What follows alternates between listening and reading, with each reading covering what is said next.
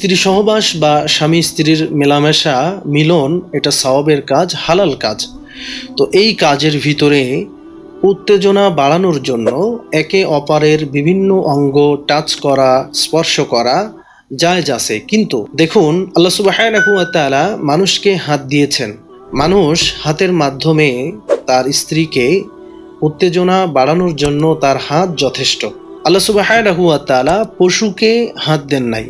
এজন্য পশুর স্বভাব হলো পশুর সঙ্গিনীকে সে উত্তেজিত করার জন্য তার গোপন অঙ্গে বা তার স্ত্রীলিঙ্গে সে মুখ লাগায়, সে মুখ লাগিয়ে তাকে উত্তেজিত করে।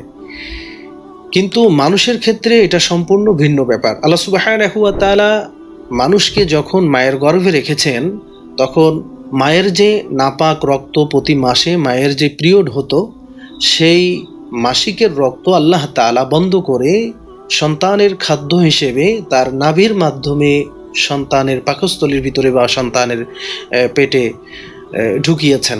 আল্লাহ তাআলা পেটের ভিতরেও কিন্তু মুখের মাধ্যমে নাপাক কোনো কিছু যাক, বান্দাবান্দির মুখ দিয়ে নাপাক কোনো কিছু প্রবেশ করুক, আল্লাহ তাআলা এটা চান নাই। আল্লাহ সুবহানাহু ওয়া তাআলা মানুষের মুখ দিয়েছেন আল্লাহ তাআলার জিকির করার জন্য, আল্লাহ তাআলার গুণগান করার জন্য, কোরআন তিলাওয়াত করার জন্য, ভালো কথা বলার জন্য, সত্য কথা বলার জন্য আল্লাহ তাআলা মানুষের মুখ দিয়েছেন।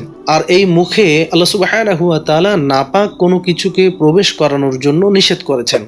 যেমন নাপাক কোনো খাদ্য, এরকম হারাম প্রত্যেকটা জিনিস নাপাক, হারাম প্রত্যেকটা জিনিস নাপাক, আর নাপাক জিনিস আল্লাহ সুবহানাহু ওয়া তাআলা ভক্ষণ করার জন্য, মুখে নেওয়ার জন্য নিষেধ করেছেন।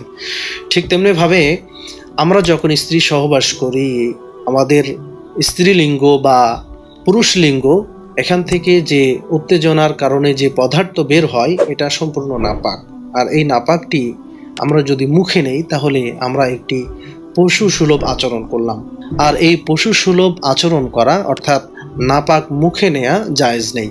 সুতরাং স্ত্রী স্বামীর বিশেষ অঙ্গ মুখে নিতে পারবে না, ঠিক তেমনিভাবে স্বামীও স্ত্রীর বিশেষ অঙ্গে মুখ লাগাতে পারবে না।